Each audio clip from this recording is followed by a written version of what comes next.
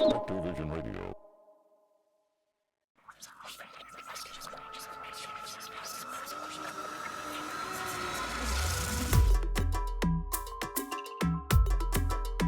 Welcome to Caribbean Mystics Podcast, where we marry mysticism, superstition, and lore. I'm your host, Paulina. And I'm your host, Gabrielle, and we are your resident Caribbean Mystics. Join us today as we explore the depths of real supernatural stories told by real people located right in our very own backyard.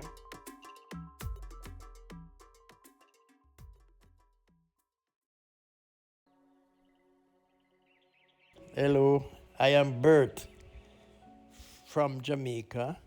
I live in the eastern section, Portland. The country is made up of 14 parishes. I was born there, 1948. I grew up in a little hamlet, small little community, closely knit. Life was so simple. Everybody knew each other, mostly related because of small community, and we were really blessed with one of the 5 rivers that run in that parish. Never run dry, sometimes very heavy when it's rainy, but the lifeblood of the community. And so people lived on both sides of the riverbank. And before they put the bridge there in the 60s, there was no communication when it's raining, which is about 6 months out of every year. So we stay over this side and look over the people over the other side, not able to get over there. But it was a beautiful community. During the time of slavery, there were 3 large coffee farms, and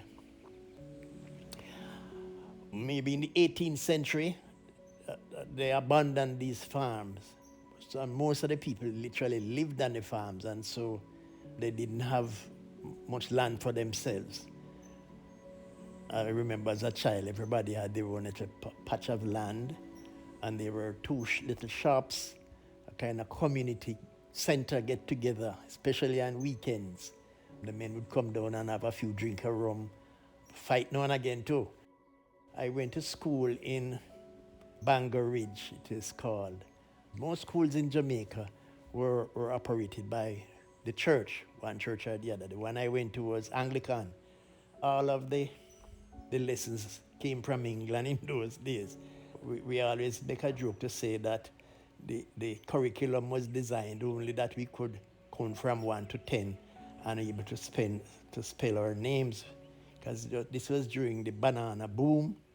We produced a lot of banana because of the high rainfall and the fertility of the soil, which was shipped to England. And we wonder what it looked like when it got to England after 3 weeks. But it was a productive community. In those days, they gave names to certain things like a rolling calf. A rolling calf is a much more powerful spirit. And as children, we have this in our minds. Can't call it scared.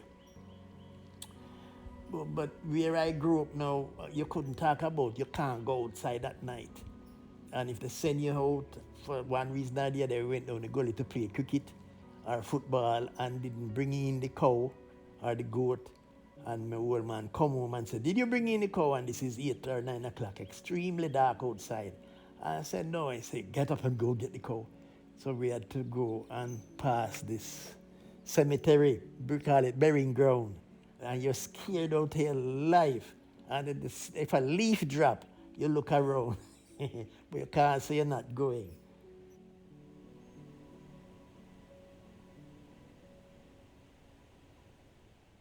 There are many true stories. One of my outstanding one, and I'm now 16, maybe 17, and I go up to the village, Bangor Ridge. It wasn't the time yet of electric light, so there's no light. You have to make your own little light in this literal forest. And I went up there to look for a girl. As a matter of fact, I stayed until about 2 the morning. It had rained all that week. And so the little gullies and the little springs were in spate, heavy. And coming down, I had a box of match in my pocket. And when I got to this gully, which was very dangerous, if you fall over there, you're sure to break your neck. And So I take out the matches just to see where to put my foot and strike the first one and it went out. And when I strike the second one, something hold me at the back of my pants and lift me up and take me across this gully. I'm trying to scream out, bawl out, trying to feel behind me who could be holding me. I can't do anything. And that, whatever it is, carry me a good distance down the road.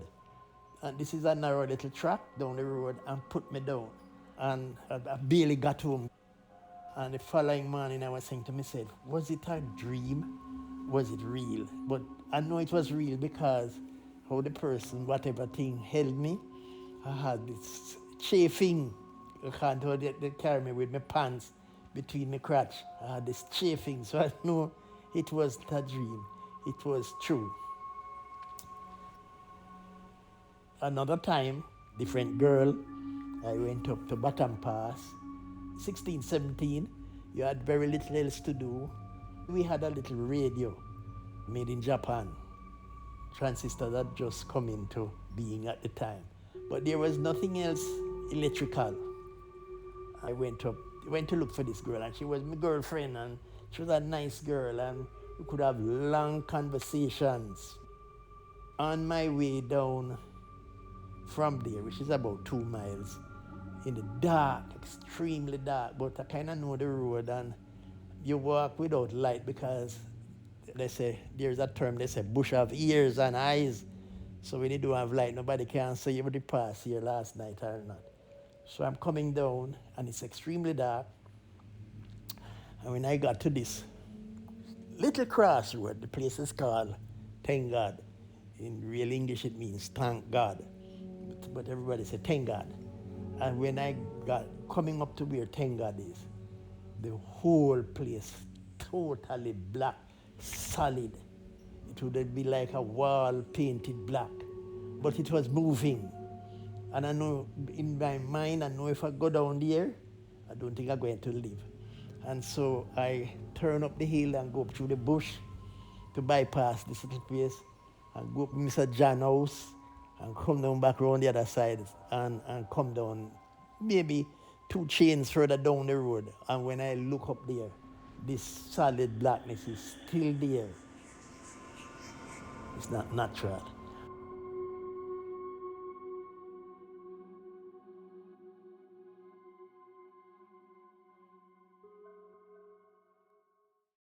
There is the town now sunken, Port Royal, which was the wickedest city in the world, they said, and extremely rich. All of the loot worldwide was brought there. And so the Spaniards lived well, really lived well. There are a lot of monuments still left there that they built. But in 1665, the British ran them out. And they, in their minds, the wealthy people thought that they would come back, and they couldn't carry their wealth with them. And so they buried it. There is many stories regarding the burying of their wealth, but how it used to be is that they used the slaves to dig deep holes, put in their gold and whatever, package them, and then they would say to the same slave, do you want to watch my wealth? And they would say, yes, boss, I watch your wealth.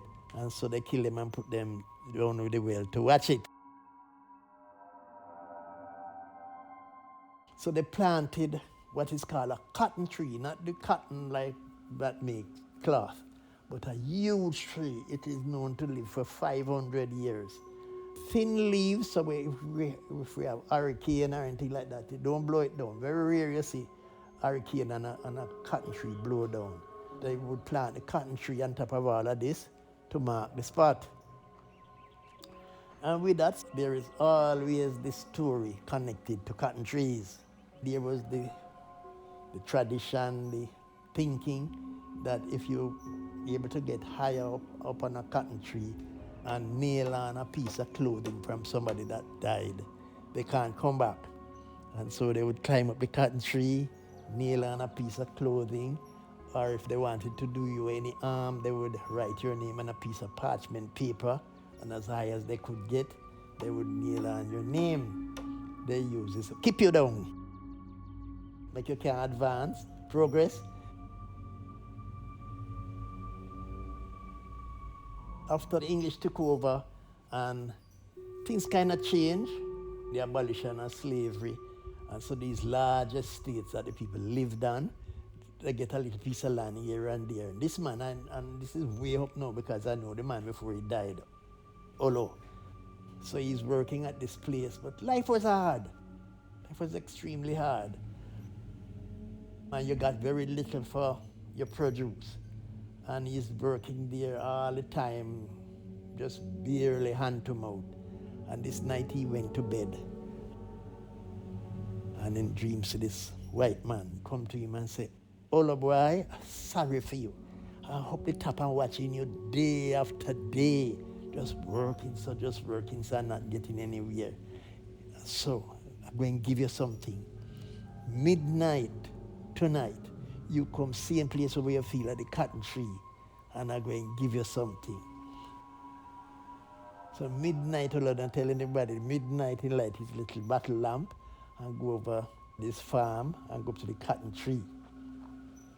They say here, the ground start to shake.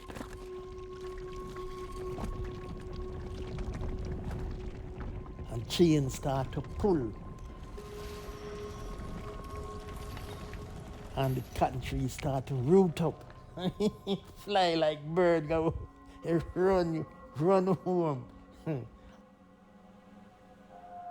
About a week after that, in dreams, the same man and say, "You must be afraid, man. It's far down the money you come from, you know." So now he telling me his money. It's far down it coming from. And these things will happen. Not afraid.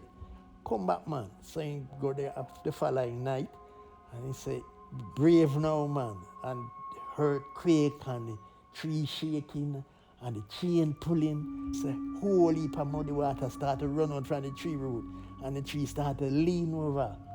He fly, he run, leave it place, and never go back at all. Many times after that, the man say, "Come, man, come, what you afraid for?" He never go back, because there is a saying that whoever they leave there to watch the wealth want to leave, and so they want somebody else to stay there. So you shouldn't go there. You shouldn't go back, because they're going to kill him, and then get the spirit. That spirit get to leave.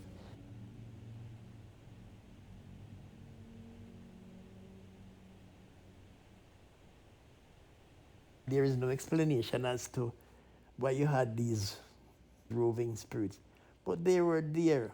They were there in those days, because when somebody died, they buried them the following day, and know that things has changed, and somebody died 2 months and they bury them, and they put them on the ice in the funeral parlors.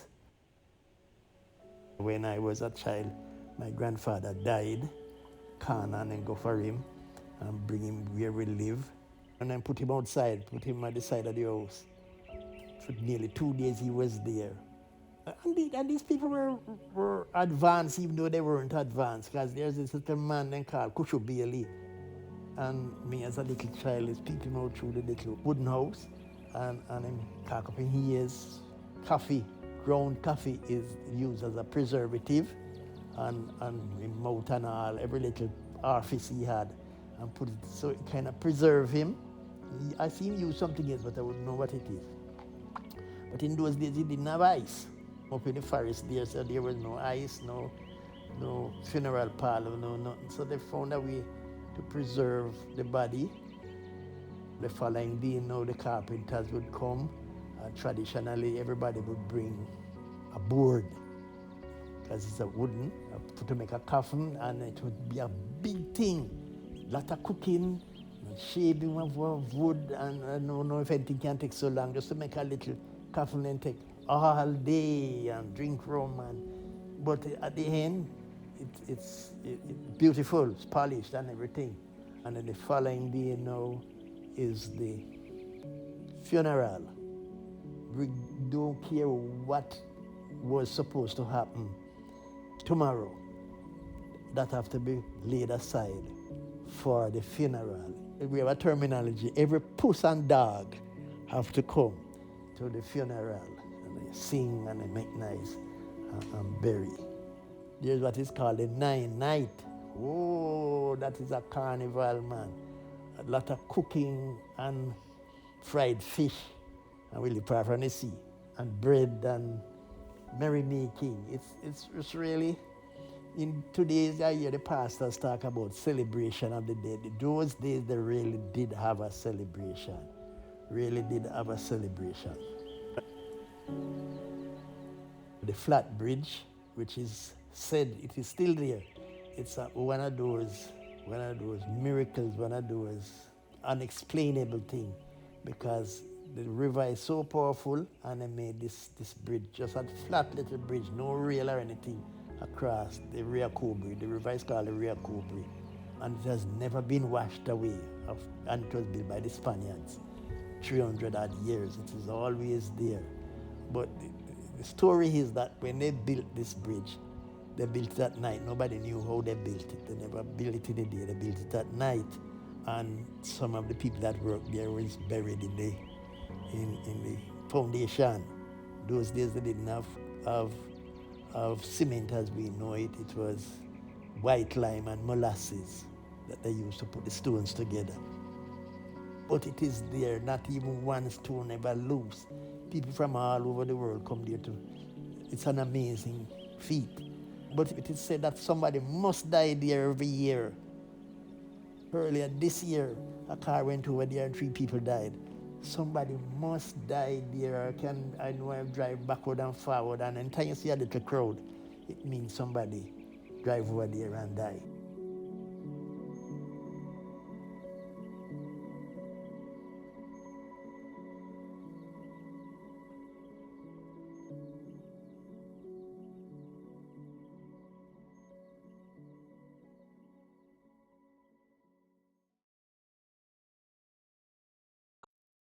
Hey guys, welcome to another episode of the Caribbean 6 podcast. I am your hostess, Gabrielle. And Paulina here. I sound a little interesting today, but it's a season where everybody's getting sick. So Yeah. today I'm going to sound like a dude. I don't know if you guys know this. I feel like I've mentioned it on a podcast, but like Paulina has the most beautiful singing voice.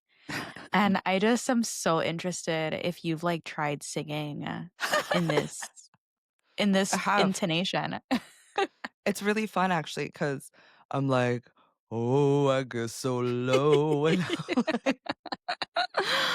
I'm like, That's so funny. holy shit. It really freaks Spencer out a lot. And I'll joke around with him and I'll be like, hey, bro, like, what's up, bro? He's like, stop doing that voice. It's grossing me out. I thought you'd love me no matter what. Yeah. That's so funny. Okay.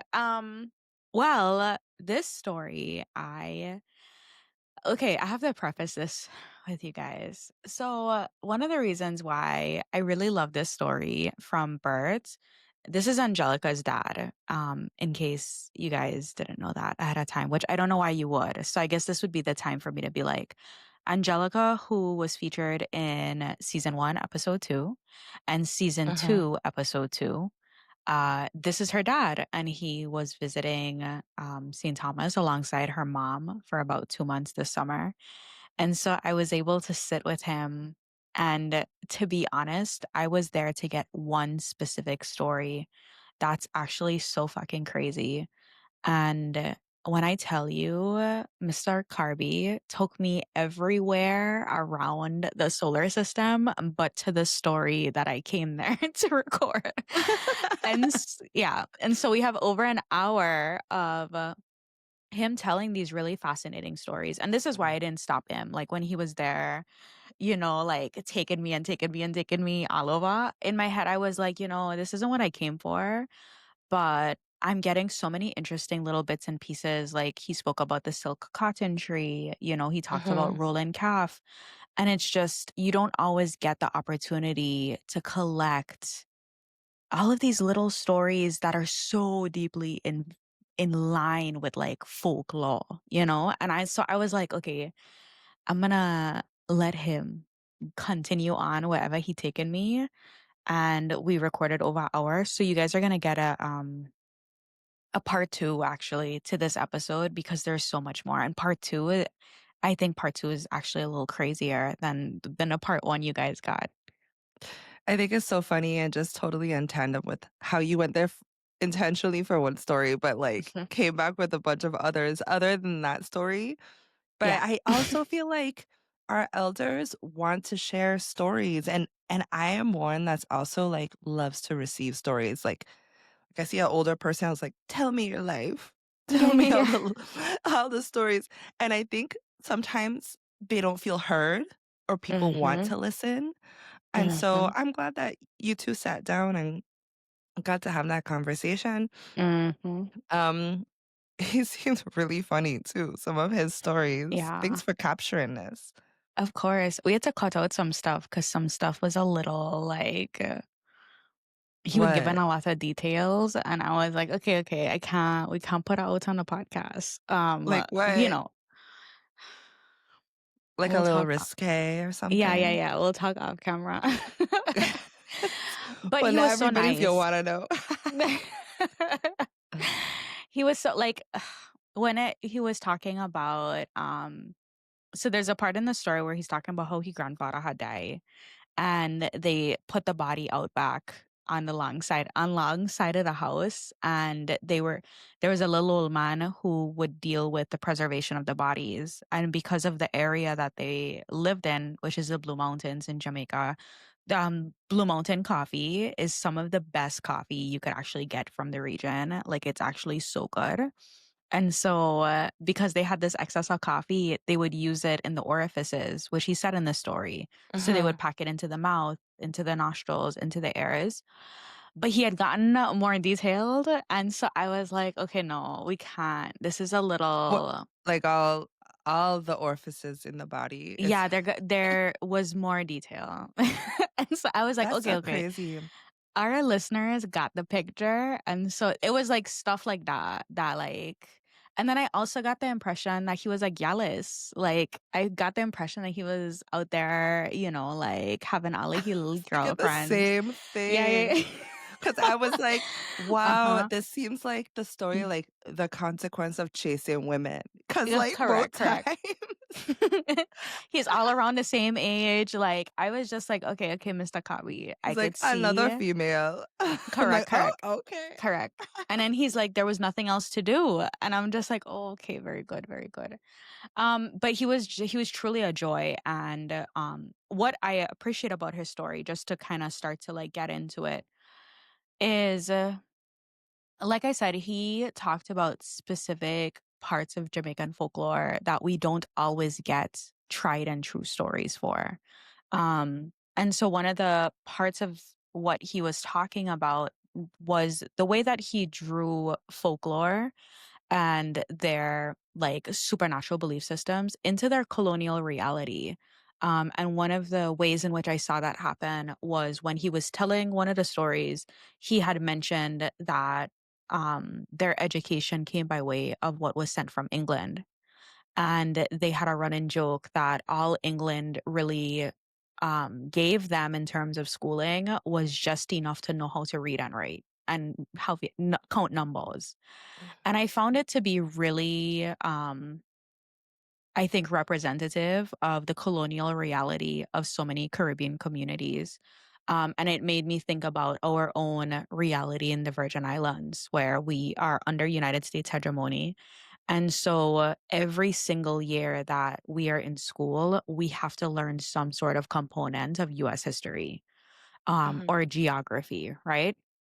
And in a way where we don't always put our own Virgin Islands history or Caribbean history in the forefront, right? Which, in my opinion, would be what makes sense. Like, it would make sense that Caribbean history and VA history is at the forefront of our social studies education. Obviously, that's the region we would live in. It's most pertinent to us.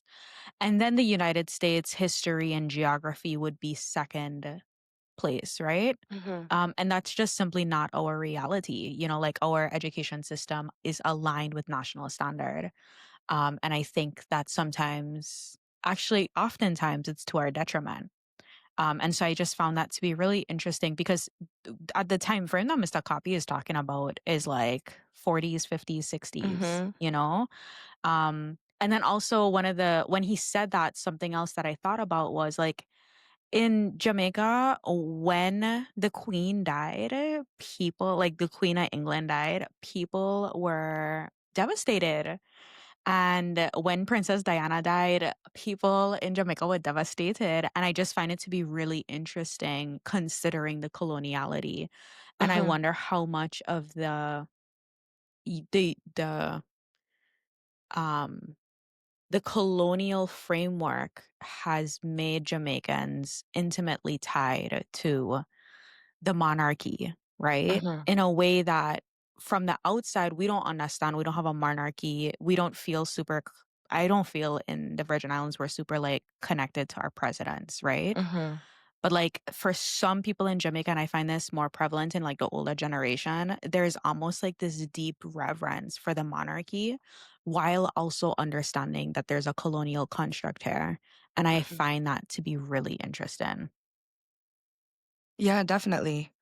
I was thinking about when he was talking about the education as well, because that's what happened in the VA before we were sold off to the US, and before school systems were kind of in place, they would have missionaries from the Mm-hmm. US come over to the Virgin Islands and educate the people. And everything's indoctrinated through the church as well. So there's the religious persecution slash indoctrination of adopting that. And I think it's like you said, today obviously is different, but Mm-hmm. we still do like US school system. And I think I agree to our detriment because in a way it feels a little bit like a small erasure of our culture. Um, Especially I look at myself, like I'm almost a product of that. Like I'm an ancestral Virgin Islander, but I barely talk with an accent. I am like very much involved in like American culture. And that's not just me. That's a lot of VI people. Um, Mm-hmm. it's a lot of VI people that don't really have accents, that are very much influenced by American culture. And it's not like something's wrong with that, but I think that especially the school I went to at the time, and I say that because I think it's a little bit different now, um, Mm-hmm. there was not a lot of Caribbean culture involved in the school. And what I mean is like things like carnival as much too. Like I Mm-hmm. remember like I think they had a small troupe, but they didn't really have like a big troupe with costumes like for children's parade like the other schools I went to, on island. But anyways, I I can see how that is relevant to his story as well. And probably the older generation, you can see why they had a tighter relationship with the monarchy is for that reason. Like they were raised in it half the time too. Mm-hmm. I sometimes I feel that way when they like make us do the national anthem and like under God, indivisible. A part of me gets a little icky. Like, not that I don't like our country or am grateful to live in this country. Paulina We're not gets perfect. canceled. We're not perfect. Hey, but it's true. Like I am grateful to like live in this country as well. Like we're not perfect, but it could be worse, Like I think of Mm-hmm. especially as a woman, like Afghanistan. Mm-hmm. But Mm-hmm. anyways, I digress. Mm-hmm. I think it's just kind of weird, a little brainwashy to like force us to say that every morning. Yeah. But, I think that there is a way in which the United States cannot function without patriotism, right? Like the strength of a country is hmm very dependent on how much the people of the country love the country. You know what I'm Well, saying? every country, right? Like, wouldn't you say that? I What would kind say of so the reason why I single out the United States is because one of the things that the United States gets a really bad rap for, and I could understand it in the context of comparison with other countries, is what our patriotism breeds here in the United States is American excellencism or exceptionalism. yeah. And it creates the false reality that America is better than every other country. I and can that totally agree with that. yeah, and so that's the I prob that's why I single out, American patriotism specifically, because it's just like when we are fed a lot of propaganda, and we do a really good job here of making it seem like this is the land of the free. Like, our branding actually is so good in America. It's very main character. And I will say this Yeah. again, Yeah. Americans are very main character syndrome. And it's Yes. very mind-blowing to me because um, America is huge, Mhm. diverse, and everything, but it's still a bubble. And all it Yep. tells me is like, you haven't left your country.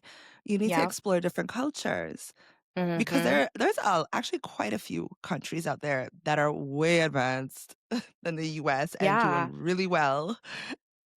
And Like, I went to I think that Japan and I was like, "Holy shit, we're, like, in the Stone Age compared to Japan," yeah. like Like, I remember when I was in the 1st grade, and then we'll go back to this story, but I do think it's all relevant, and I find this to be a very important conversation. When I was in the 1st grade and it was 9/11 and the Twin Tower attacks had happened, right? In the days after, our teachers were trying to explain to us why, right? Because the kids are like, "Why would anybody do this? Land of the free, home of the brave." we're the And, good guys. yeah, and the teachers, I remember this, repeatedly phrased it as people of other countries were jealous of us because of our freedom.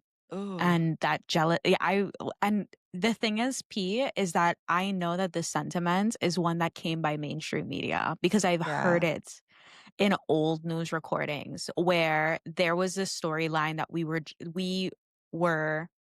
the best country in the world, and that people in other countries were inherently jealous, and that jealousy led to 9/11.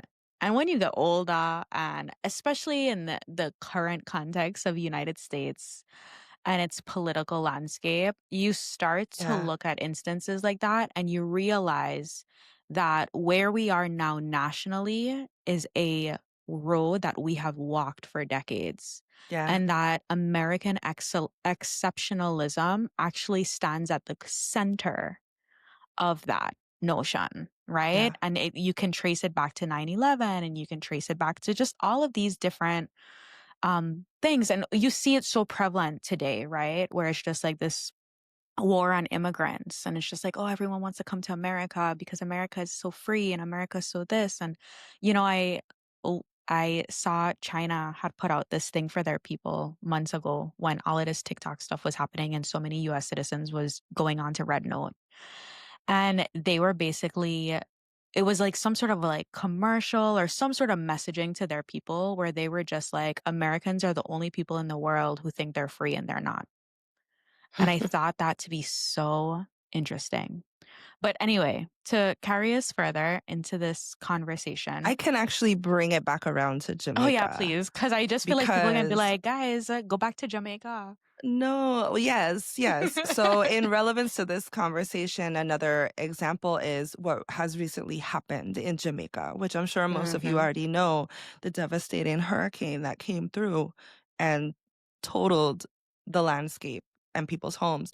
And of course, what's coming out through TikTok and social media are these very uppity tourists that came Hmm. down to Jamaica, and a lot of them knowing that a hurricane was coming Yep. and going there and either one, content farming, saying day one of Hurricane Melissa, or two, complaining with this sense of like, oh, Entitlement. where's my breakfast? Yes, Hmm. entitlement. That's the word. Without any regards to what's happening to the local population, that you're taking away those people's ability to go home and be with their families and friends and support the community. But instead, they're here at a hotel serving your ass bagels and yogurt in the morning, and you're complaining that where my eggs at? Hmm. Sorry, that just got me a little vexed, but it's kind of a No, girl, segue back into Jamaica. correct. I completely understand. And I'm really happy that you brought up the hurricanes. Um, because to add, Angelica, so the hurricanes happened on the 28th of October, which is just about 2 weeks ago. And and Angelica still hasn't been able to reach her parents, right? And her parents are in their 70s, 80s. And she cannot contact her parents because there are areas of Jamaica that are so rural.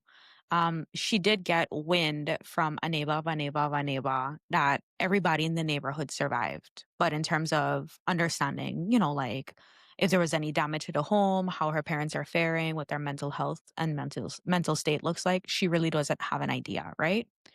And I say that to say that there are parts of Jamaica that are incredibly rural. And when we, as people from St. Thomas, a 32 square mile island, drive from one end of the island to the next, it maybe takes 45 to 50 minutes. In Jamaica, you could be driving for hours, right? To get from one place to the next, to get across island. And the reason I bring this up is because when you look at these pockets of lore that Mr. Carby talked about, and he talks about one of the things he really like opened the story with is he talked about how small his village was and how it was a little close knit community. And when you have these little close knit communities, you find that these elements of folklore arise, right? And the storytelling of these communities are super rich. One, because they're all together. So there's a little bit of an entertainment factor. They're far removed from larger cities and this, that, and the other. But there's also a way in which the ancestral wisdom truly is retained and refined because they don't have that like extreme mixing, I guess, of people happening where it almost dilutes the storytelling. And so he mentioned this practice, which I think I've spoken about before on the podcast, but it's called Nine Nights. And it's essentially a death ritual where the people will, for 9 nights, celebrate the life of a person who's passed away. And I started to do research because I was like, there has to be some like larger story here, right? Like with the number nine. And Mm. is this a cross cultural phenomena? And it is. In Hinduism, there is a celebration. It's called a Navaratri. And it's the worship of the divine feminine. And the divine feminine is known to be a caretaker of the dead, right?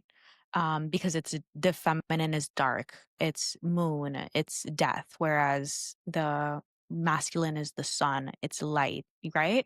Both are deeply needed for anything to happen in the world, any growth, any creativity, because the womb space, for instance, is dark, right?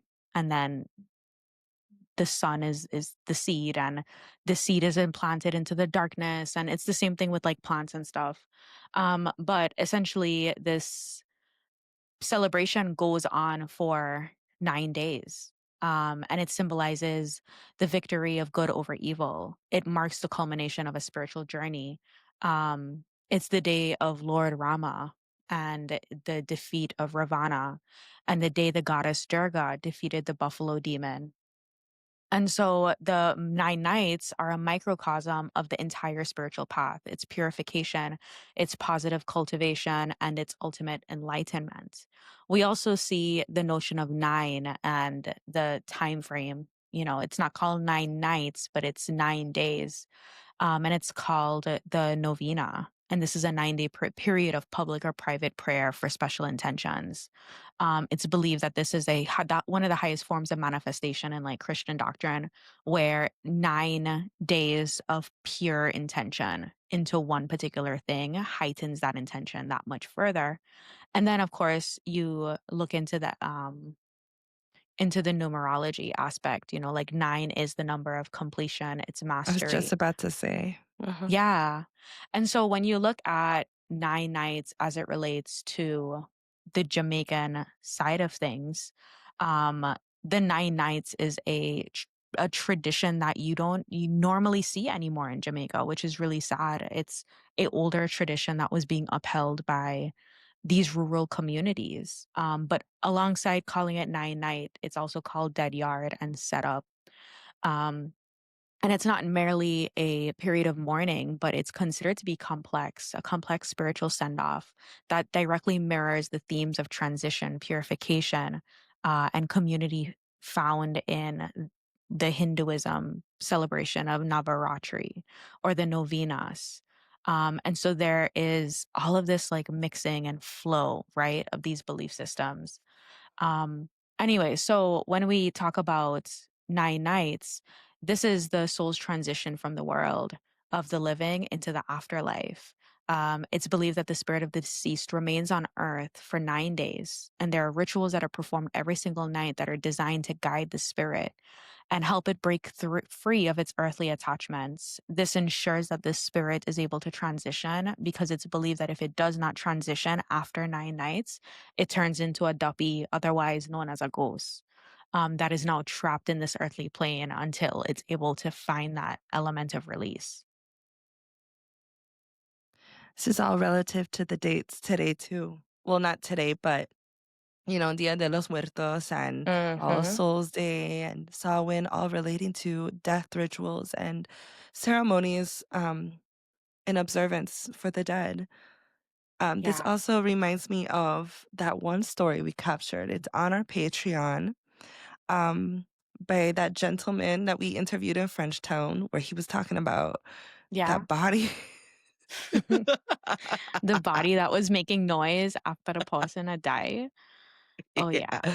Listen, it's funny. I'm just laughing because, like, they went through some shit as kids, Hmm. I feel like the which elders have these really morbid they stories that, do. yeah. But all they can do is laugh, Yeah. like, because what else are they supposed to ruminate on it? Like, Hmm. I think, they're just a different breed. And I Yeah. think it made them tougher. And I won't lie, like, sometimes the older we get, the more protected, the softer the people are becoming.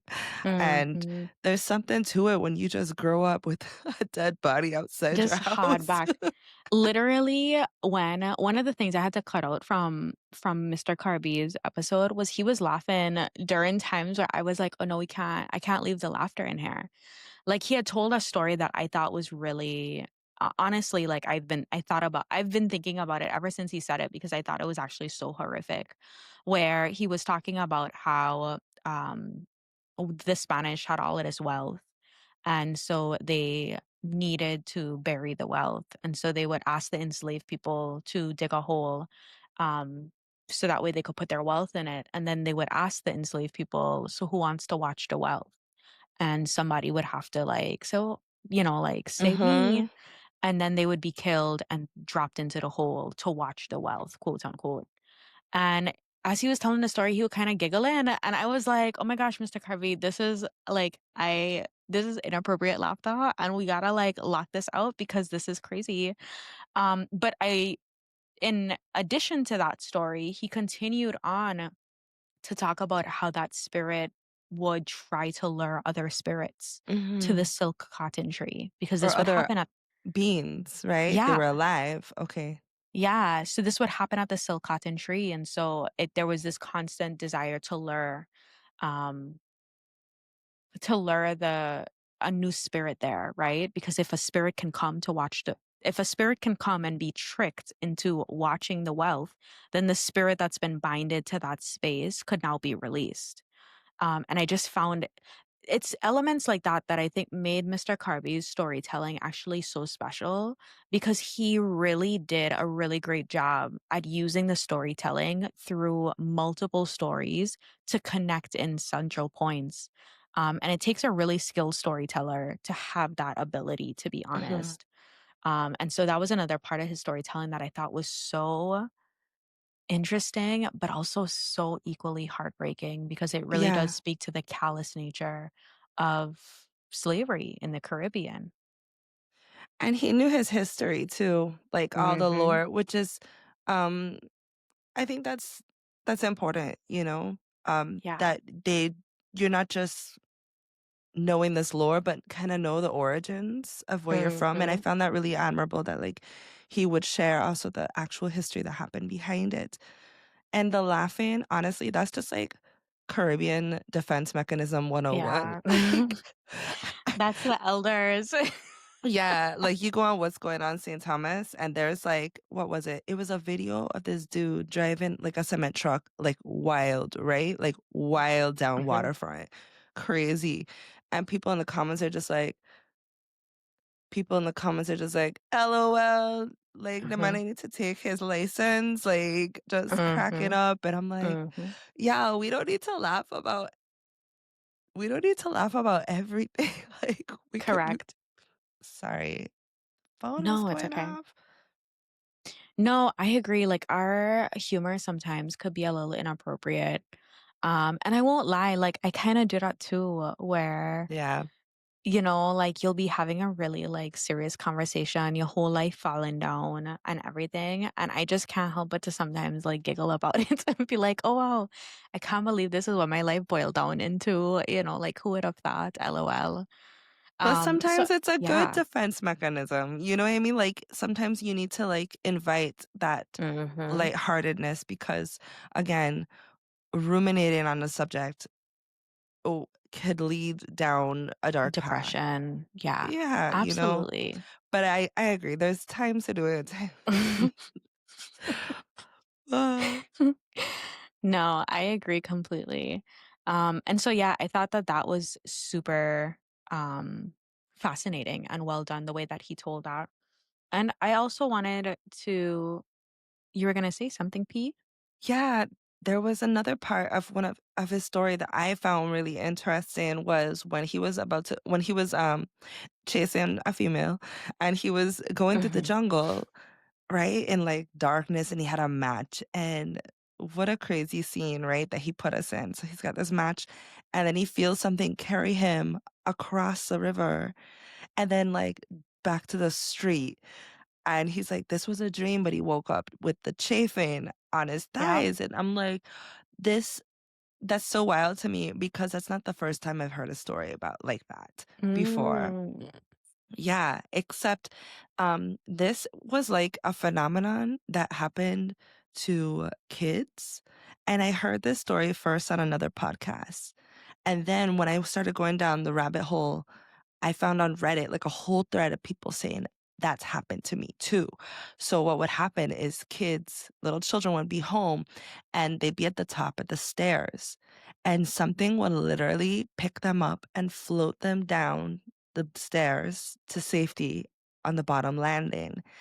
And this was a story on another podcast I heard and people in the comments were like, that happened to me too as a kid. I thought it was normal and it would happen so often that they didn't think anything of it. They thought, oh, I thought that happened to everybody. Everybody always floats down the stairs.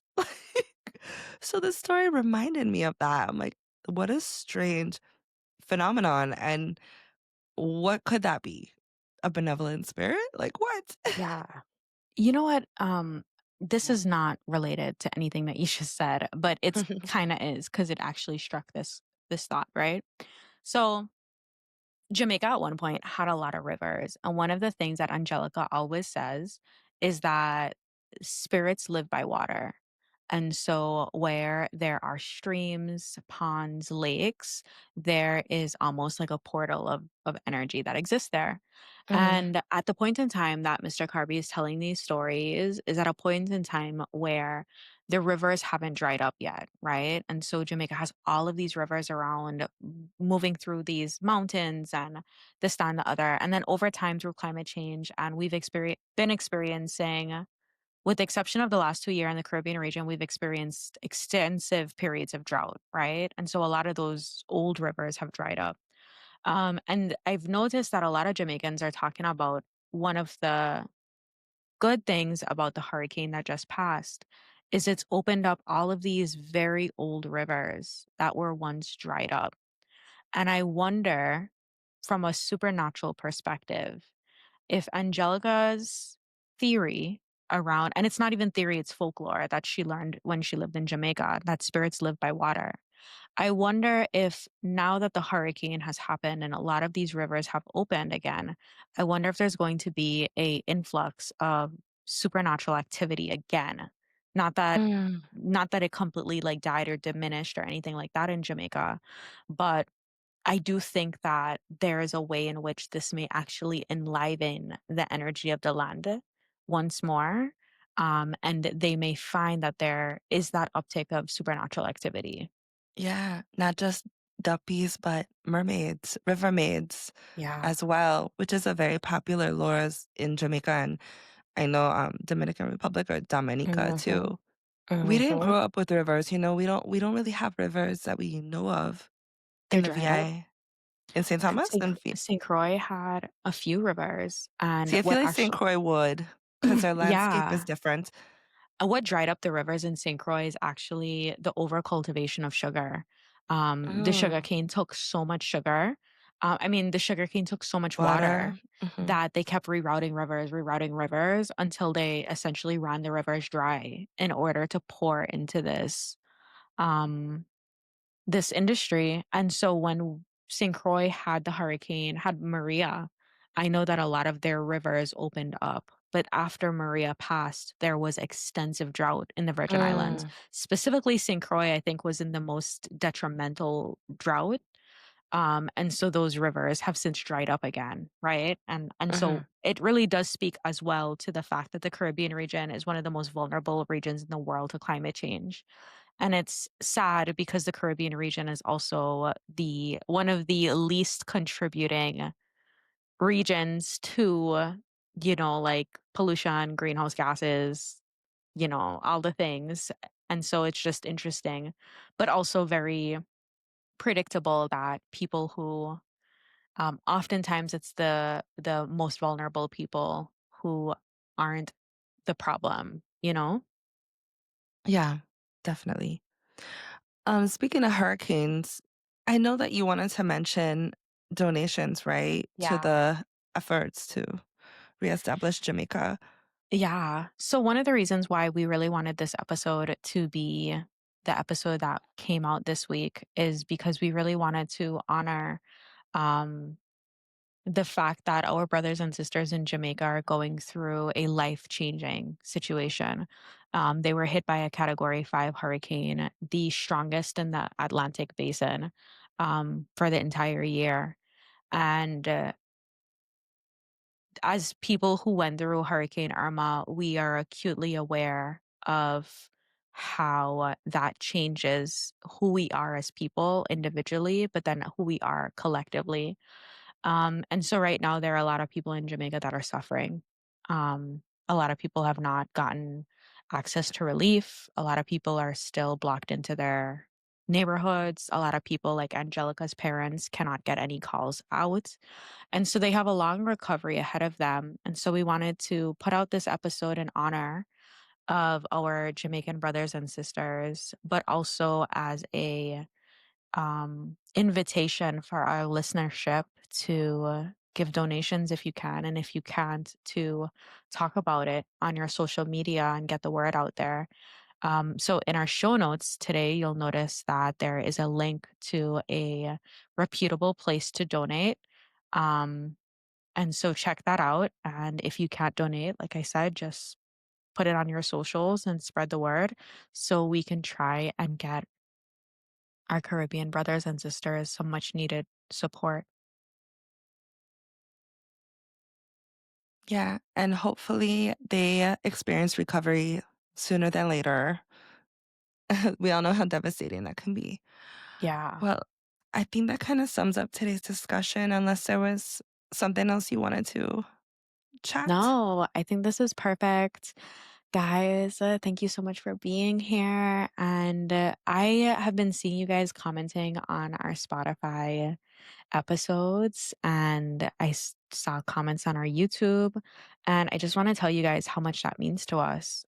We love hearing from you guys in whatever capacity feels really great for you. And also last week I was all like, "Oh, how come the Christians them don't reach out to us?" Or the week before that, "Why the Christians them don't reach out to us and give us stories?" And now the Christians are reaching out, and so I just Yeah. wanna, yeah, I just wanna tell the Yeah. Christians thank you for heeding my call, putting out the bat signal, um, and yeah, stay tuned for some more amazing stories. And also the week of Thanksgiving, Paulina and I are taking a little week break. So we won't be posting the week of Thanksgiving, but we'll be posting the week before and the week Mhm. after, and then continuing on.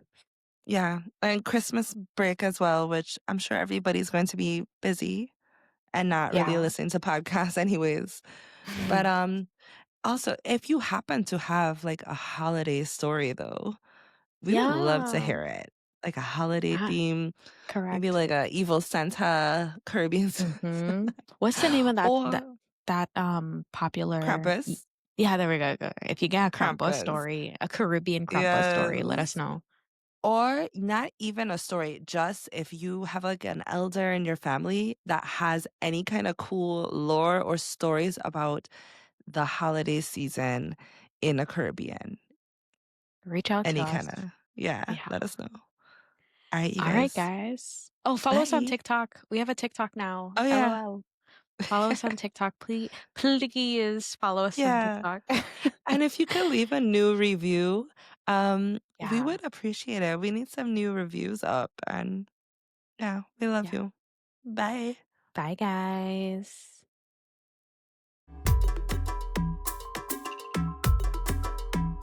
Thank you for listening to Caribbean Mystics Podcast.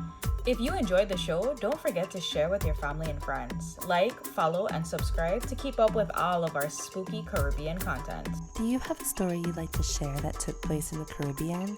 Email us at caribbeanmysticspodcast@gmail.com. That's caribbeanmysticspodcast@gmail.com. Or check the show notes for more info. Caribbean Mystics is created and hosted by Paulina Creaky and Gabrielle Carrard. Theme song is Folktale Juve Rhythm by Umi Marcano.